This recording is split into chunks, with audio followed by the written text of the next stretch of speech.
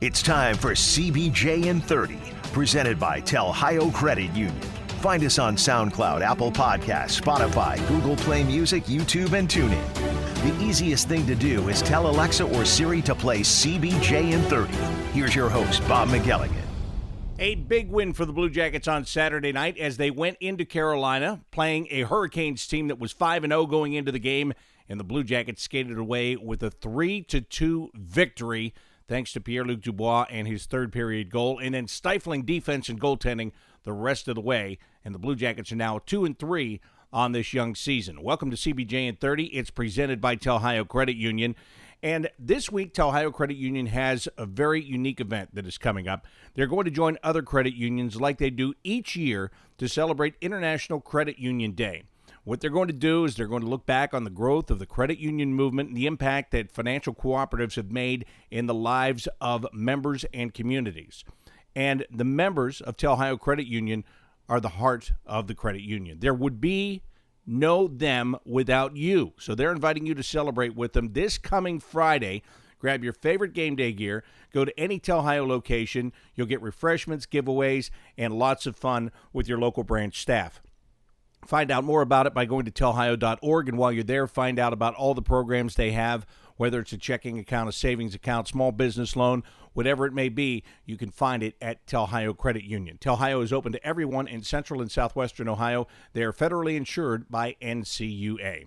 So the Blue Jackets come up with a split last weekend, losing at home on Friday, winning on the road on Saturday, as I said, against the Carolina Hurricanes. That being a division game, which somewhere down the line, those 2 points could be very important for the Blue Jackets. But today is Monday, and as I always do, I go to Twitter and see what questions you have sent me at Bobby Mac Sports to put in this edition of the Monday Mailbag. So let's get to it. And the first question of the day comes from Kevin Bailey, who says, how do you feel about Alexander Wenberg's play in these first handful of games? Is this more of what has been expected? To me, he looks like a brand new player out there. Well, Kevin, brand new player, I don't know about that, but does he look improved, markedly improved over last year? I think early on he does. Still not putting the puck on net, but he is setting up guys. He's winning face-offs, and those are very important things for the Blue Jackets. So I think it is a good start for Alexander Wenberg. I think there is so much more expected of him, and I think he's going to reach a higher ceiling than he did last year, which was not much, quite frankly, and we all know that. But I think he's on the right track, and he started pretty well, quite frankly.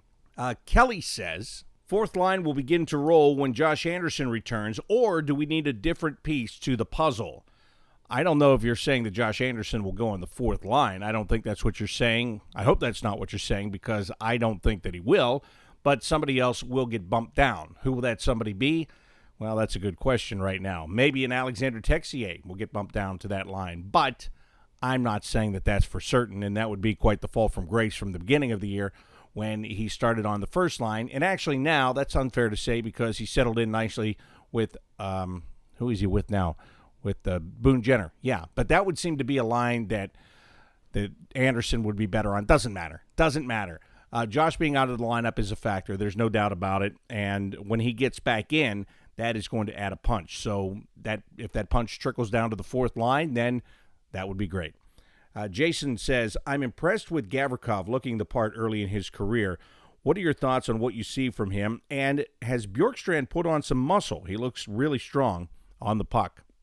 Well, Gavrikov has been a pleasant surprise, and there's some other things about Vladimir that I'll expand on with some other questions. But have I been surprised? I guess I really haven't been surprised because of what they talked about before he came here, what he did in the KHL, what he did in international play. He's made the adjustment to the league, that is for certain. So he has been, okay, so if I don't use the word surprise, then he has been, all right, he's been a surprise. There you go. There were three guys vying for the sixth spot, and I don't even know if he's a sixth guy. I think he's a four guy right now based on where he's playing. So I guess that's a surprise. And Bjorkstrand, I talked to him before training camp started, and he said that he did a different workout regimen this year, did some different things, went to a different place, didn't go where he's been going the last couple of summers. So he may be bigger, but I'll tell you this, he is certainly tougher on the puck. So whatever he did, it's worked out to this point. Tyler Raderer says, if you were going to make a trade to patch up some of our issues, would you put more priority on acquiring a veteran goaltender or more scoring power? Based on this week, to be honest with you, Tyler, because we only saw one goaltender play, and he played well, I would get the scoring power. I would try to find a way to up the scoring because it is still weak. You only scored one goal on Friday night. You did score 3 on Saturday, and that was great. That was fantastic, actually. You've got Pierre-Luc Dubois, who's scored in back-to-back games now. That's a really good thing, but I would look for a little bit of scoring punch. And come see me a week from now, and I might change that and be looking for a goaltender. Who knows? Jody says, I can't help but mention the power play. Gaining entry into the offensive zone still needs work. Let me stop right there. Needs work. I think it's still atrocious. Getting set up for a tic-tac score, in a sense, isn't there. I noticed Bemstrom not on the power play unit either. What is it going to take for opposing teams to fear our power play? It's all of that, Jody. It's, first of all, if you can't get into the zone and they know it, they have no fear of it. Then when you're in the zone, you got to win the face-off and start with immediate pressure. As far as the passing, I think the passing's okay. They get it around the perimeter, and they hold it pretty well for the most part. Bemstrom not on the power play, that's an issue. He has certainly looked not ready for this league in the early going here, and that was supposed to be his specialty on the power play. But what's it going to take for teams to fear it? When you start consistently scoring on it. And again, to consistently score on it, you have to be able, let me try it again, you have to be able to enter the zone and do it cleanly. And that, to me, is still their biggest problem. I think it's been their biggest problem for years, and it needs corrected. Somehow, some way, it needs to be corrected. Rob the Nerd says, why do you think we continue to see opponents score right after the Blue Jackets get a goal? I feel this is a trend that we've seen for the last few years with this group, and I can't imagine it hasn't been addressed by the coaching staff. Well, it's been addressed time and time again, and I think some of it is human nature. You get a goal, you feel good, then all of a sudden you forget what you're supposed to do for a second or two, and that much time costs you in this league. You could look at it two ways, because the other night in Carolina, they scored, and then the Hurricanes came back and scored right away and made it 1-1. But when the Hurricanes scored to make it 2-2, the Blue Jackets came back down and scored in 17 seconds to make it, or I said they made it 2-2. They made it 2-1. The Blue Jackets scored in 17 seconds to make it 2-2. So it went both ways in that game. It is frustrating, but again, it's that mental break that you take when you can't afford to. That is the biggest problem with that. Scientific Goalie says, the Hurricanes wore white on Saturday night. Do you like the dark home jerseys, or should the league go back to the home team wearing white, or do you have no preference? Oh, I've got a preference. You know I've got a preference. You know I've got an opinion. I always do, and I'll tell you, it was so nice to see the Blue Jackets on the road and wearing their blue jerseys on Saturday night. I really liked it. Carolina was having a whiteout. It was a true whiteout. The fans were wearing white T-shirts. The team was wearing white jerseys. So many times you see these whiteouts now in this league where the team's got dark jerseys on and all the fans are wearing white in the stands. I think that's absolutely stupid. So they got it right, and they lost. So I was happy both ways. But, yes, you know I'm an old-time hockey throwback curmudgeon guy where I think they should go back to wearing the white at home and the dark on the road. Again, I don't know if it's the only reason. I don't want to say it's the only reason why this happened. Because remember, you go back to the days where the league, they did that. They wore white at home, dark on the road. Then there were some seasons where they switched it halfway through, and they said they wanted to give the home fans a chance to see the other jerseys.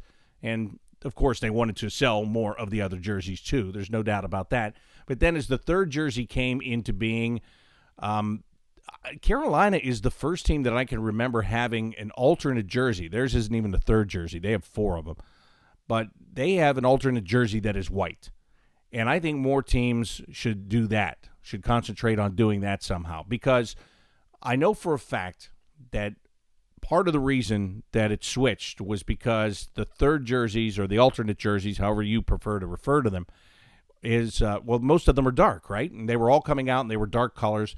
So if a team was traveling, they would have to take 2 sets of jerseys with them on the road. So if you're wearing white at home, but now you're going on the road and the other team is going to wear their thirds and you have to wear white, and it's part of a 3-game road trip, and you're going to wear your dark jersey on 2 of those games and then the white one. So that was all of the extra stuff for the equipment guys to bring with them, right? So if you just flip it and you wear dark at home and the other team's always wearing white on the road, that makes it, well, somewhat easier, doesn't it? Now you only have to take the white jerseys.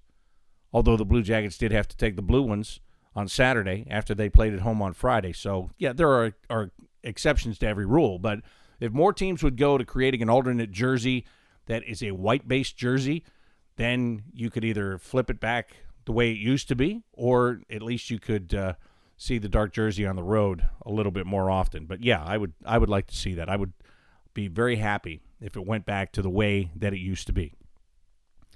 Jess says, when do you think Scott Harrington will get another chance to play, or is he back to sitting and waiting like he was a couple of seasons ago?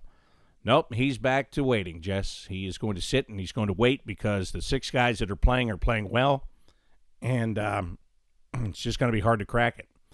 I don't see how he's going to crack it at this point. And the same is true for Dean Kukin. I don't see how he's going to crack the 6 that are there if they continue to play like they have been playing. Angry Ginger says, what's the latest on Josh Anderson and when could we expect him to return? Well, Josh is now eligible to return off the injured list. I don't know what his status is for Wednesday. It would be nice to have him back for the 3 games in 4 days that's coming up this week. But he is eligible to return. When they put him on that list, they did it retroactive so that he could have played on Saturday if he would have been ready. But what I was hearing was it was going to be in the neighborhood of 12 to 15 days before he returned. So I don't know where we are on that list. Probably you'll know better than I by counting it out. But he's definitely close. But I don't know exactly how close he is right now. Maria DeVito says, will we see Elvis start a game this week? And if yes, which one do you think it will be? I am so torn on this question, Maria, and don't take this personally because it's a good question. But why all of a sudden is everybody worried about when the backup is going to play? When Sergei Bobrovsky was here, there were times that I was asked when Jonas Korpisalo was going to play, but I think that everybody just knew that more than likely he was not going to. So they didn't worry about it all that much. Or maybe in these back-to-back situations, I guess. But here's the thing. When is Elvis going to play again? I'm not worried about it. I don't want to say I could care less because that's not fair to say, and I don't mean it in a bad way. What I do mean is Korpisalo played back-to-back games last weekend, and he looked good. He looked very confident in the game on Saturday. So one could make the argument that this is a guy that needs to play games and needs to go back-to-back and needs to go 3-4 in a row if the schedule permits. And that is where it comes into play here, if the schedule permits. Now, with 3 and 4 days, is he ready for that this early in the season? Do you want to put him in that situation this early in the season? Now, you look at the games that are coming up. You've got Dallas on Wednesday, and I would say Korpisalo is going to start the home game. Then you've got a game in Chicago on Friday, back here at home on Saturday against the New York Islanders. The Islanders game is, of course, a division game. I think you're going to play your number 1 guy in that one. So that would seem to point out that Friday in Chicago could be the next time that you see Elvis. And I said could be. I'm not saying it's going to be. But let's think about this. Elvis made his NHL debut in Pittsburgh, and he went up against Sidney Crosby and for a while Evgeny Malkin, and that did not go well for him. He was exposed for not being ready for the speed of the game, still not adjusting to the traffic and all the things that we talked about during the summertime. So now you're potentially talking about, and I know before you say Chicago hasn't gotten off to a great start, just hold it. Just stop. Now you're talking about putting him into a game in Chicago against the likes of Patrick Kane and Jonathan Toews. Again, there's a confidence factor that, to me, has to come in somewhere along the way here where you don't want to destroy a guy's confidence. And I know that he's confident in his own abilities. I know he's tough and all that stuff, and he's going to have to take his lumps, blah, blah, blah. But that is that seems like it could be a fairly tall order. So I don't know. I guess you probably see him. You've got to give him another chance. You got to see if he can do the job. But I also would be wary of putting him into situations where he is not going to succeed, because then then the last thing you need to have is him start to question himself. And I know he's tough mentally and all that stuff, but look, he's also human, and there comes a point, right? So we'll see. I don't know, but Friday seems to be a safe guess, but maybe we'll see. Maybe we'll see him on Wednesday, and they'll decide to go with Corby back-to-back again with a little bit of travel. I'm not sure. And I know this. John Tortorella is not going to tell me. Justin Needham says, how soon before Cole Sherwood gets called up and he gets a look? That's a good question, Justin. I mean, they brought up Marcus Hannikainen when Josh Anderson went on the injured list. Hannikainen hasn't played, so if you bring up Sherwood, you want him to play. That's the whole thing. So could he come up and play and do better than some guys? Probably. But are there other mitigating factors like contract situations and all that stuff that factor into that? Yeah, I think there are too. So they don't want him to come up and sit. They want him to be playing. But I think when the situation presents itself, especially after the preseason he had this year, that he will get that opportunity at some point. Brown-Eyed Lauren says, what are your thoughts so far about Gus Nyquist? It seems like he gets along well with the other players, and he is contributing to the success early on in the season. Yeah, Gus looks like he's been here for a long time, quite frankly. He fits in because he's a good guy. I think he's a chameleon-type guy, and what I mean by that is I think he can fit in any situation. I think he can get along with anybody. He just has that kind of personality, right? I mean, he's an honest Swede is what he is. He just goes about his game, and he does his work, and he gets along with people, and it shows on the ice. I think he's fit in nicely with Dubois and Atkinson now. I think, or I hope, that they're starting to find a little bit of chemistry. Dubois on his breakaway goal where he scored the other night to win the game, got the game winner in the third. The feed came from Nyquist, just out of the defensive zone. He laid it where Pierre-Luc could take it and go one-on-one with the goalie. So he's starting to mesh with those guys. He's a very smart player. We always knew that. And he adds a lot. Yeah, I like the way that he has fit in. There are no complaints whatsoever from me that you're going to get about Gus Nyquist. I'll tell you that. Derek Eisenbry says, I'm rooting for him, but I'm unsure if Sonny Milano has a future with this team. What are your thoughts? Well, my thoughts are what your thoughts are, Derek, to be honest with you. Sonny, look, he's in a bad spot, and he's playing on the fourth line. He's playing with Riley Nash and Jacob Lilia. No offense to either of those two guys. But he's not in a top six role. He's not where he can make the most of his talents, I guess you could say. But Sonny has also put himself into that situation, and we've talked about this many, many, many, many times before, but it's what he does when he doesn't have the puck on his stick that determines how much time he gets in a game. He was out, was it Friday night? He was out on a penalty kill for some reason. I guess they gave him the opportunity, and Anaheim scored on that power play. So that wasn't good. He just, I don't know what to say about Sonny Milano. There is so much offensive upside there, and you could see it every time he's got the puck. But then he'll go out and he'll do something. I believe it was him that ran into Korpisalo and knocked his stick out of his hand before Dougie Hamilton scored to make it 2-1 in Carolina the other night. And I'd have to go back and watch the replay again and see why that happened. But my point is, it's always something like that with Sonny, right? If he's not scoring a goal, then it's always something where you're going, what happened there? And what's going on over there? And again, it's unfortunate because if he can put together any semblance of a defensive game, and when he has the puck, if he could just make a smarter play sometimes, and John Tortorella says it, there are times he tries to do too much. There are times where he has 0 options, and he tries to make 3 options out of it.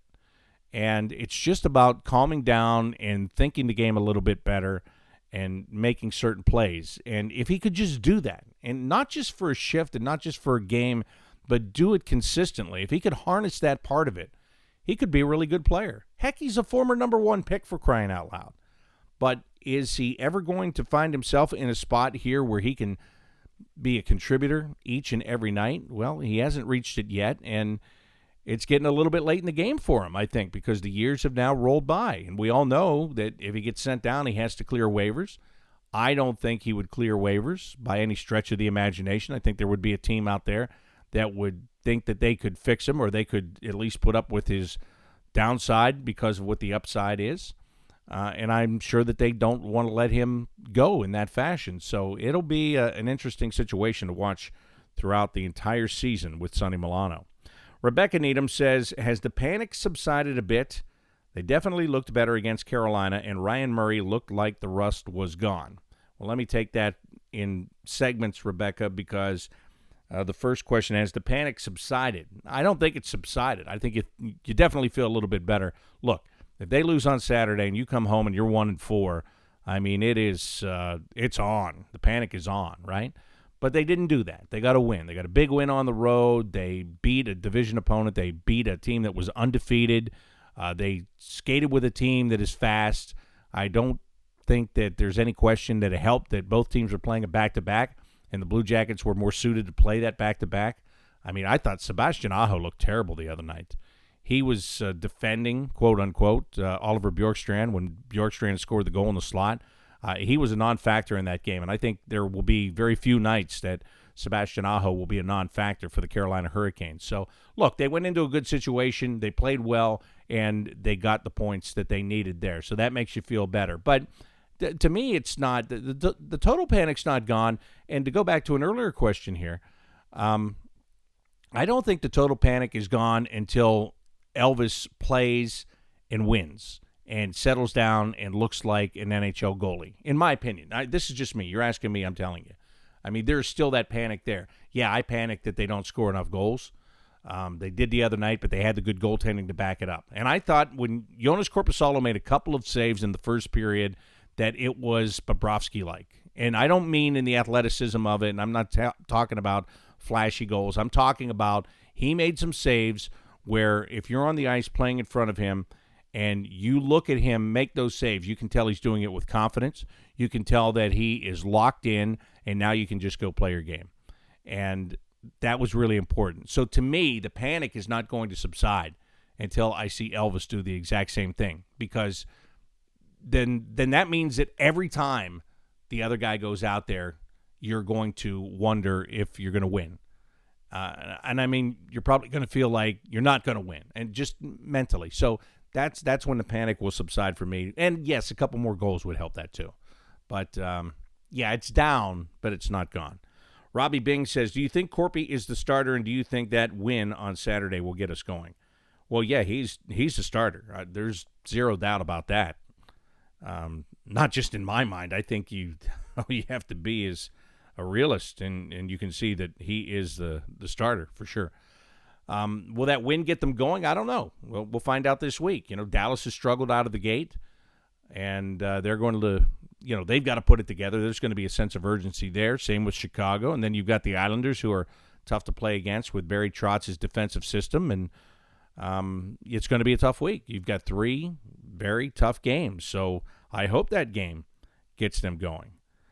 Dan Goldberg says, do you think that Jake Allen is available from the Blues? I'll bet he is, Stan. I'll bet he is. But if I was a general manager, am I going to Jake Allen to solve my goaltending problems? I'm not. I'm not saying he's not a good goaltender. I think he is. But what happened with the St. Louis Blues? I think goaltending was their biggest problem the last couple of years. And Jake Allen was their starter at the beginning of the year. They were in last place in January, and it was Craig Binnington who came from the minors and saved the day and won the Stanley Cup. It was not Allen. So that's a concern to me. Could you get him? Yeah, you probably could. Would it solve the problem? I don't know that it is going to solve a potential problem there.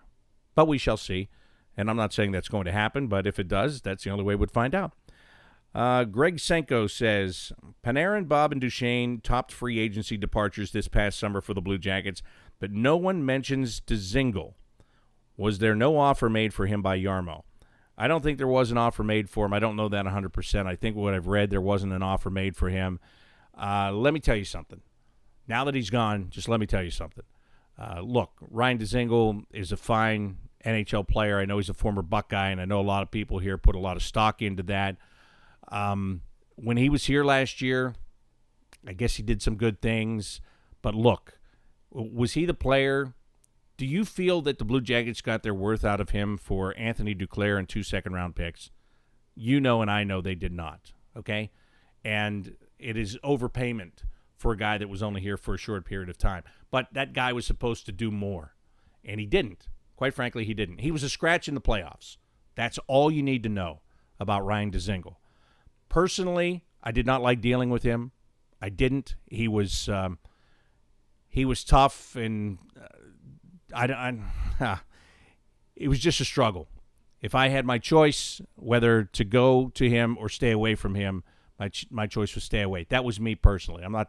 He didn't fit in is what I'm trying to tell you. I don't think he fit in. If that is just me, that just tells me something about how he fits in or doesn't fit in, okay? I'm not speaking for any of the other guys. I'm not speaking for the organization. I'm speaking from just being a person and observing things and watching how people act and how they treat you. I didn't find him pleasant to be around, and the Blue Jackets didn't make him an offer, okay? So I don't know. I don't know if those two things coincide. I would say there's a good chance, but again, I can't speak for anybody else. You're asking me. I'm giving you my opinion. I don't think losing Ryan Dzingel makes one hill of beans difference for the Columbus Blue Jackets whatsoever. The other three guys, you're going to feel the effects, and you're going to adjust to the effects, which they're doing right now, and you're going to get over the effects, which they are doing right now. He didn't have a noticeable effect. So that's all I have to say about that. And that's all I have to say to you on this Monday Mailbag edition of CBJ and 30, presented by Tel Ohio Credit Union. Blue Jackets are at home 2 times this week. Wednesday night against the Dallas Stars. Saturday night against the New York Islanders. Saturday night is First Responders Night. By the way, you can go to BlueJackets.com and find out more about that. So hope to see you at Nationwide Arena for those 2 games. Thanks for sending me your questions, as always, and you can do it anytime you want to on Twitter at Bobby Mac Sports. Until next time, I'm Bob McElligott saying so long.